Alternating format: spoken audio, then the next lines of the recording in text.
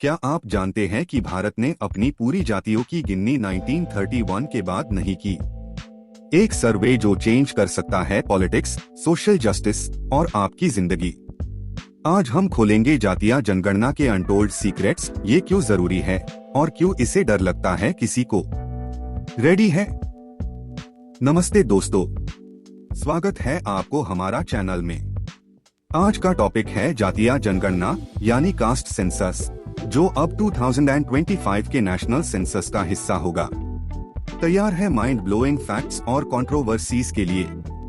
जातीय जनगणना एक ऐसा सर्वे है जो न सिर्फ ये गिनता है कि भारत में कितने लोग हैं, बल्कि ये भी देखता है कि कौन सी जाति से हैं, उनकी इकोनॉमिक कंडीशन कैसी है और उन्हें सरकारी स्कीम्स का कितना फायदा मिल रहा है।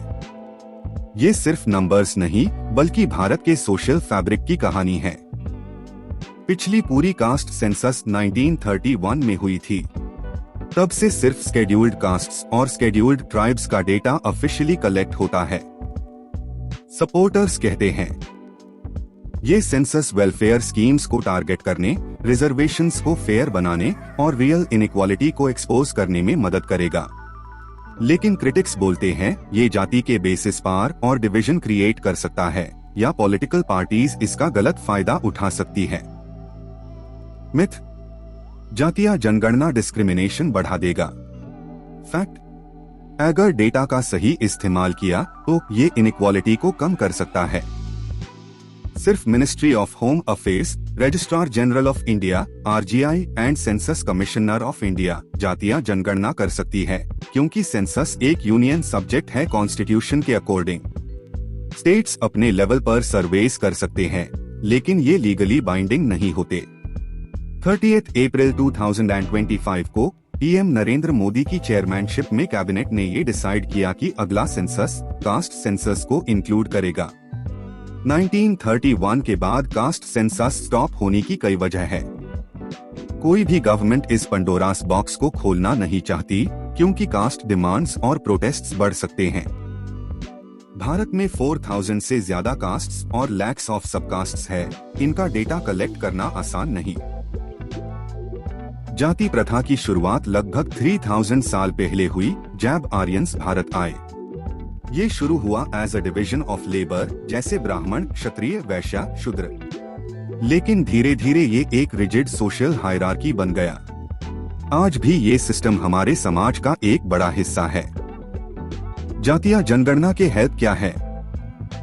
Better planning. ये डेटा गवर्नमेंट को स्कूल्स, हॉस्पिटल्स और जॉब्स प्लान करने में मदद करता है। Fair welfare. हर कम्युनिटी को उसकी जरूरत के हिसाब से स्कीम्स मिल सकती है। Policy check. रिजर्वेशंस और अफर्मेटिव एक्शन का असर चेक कर सकते हैं।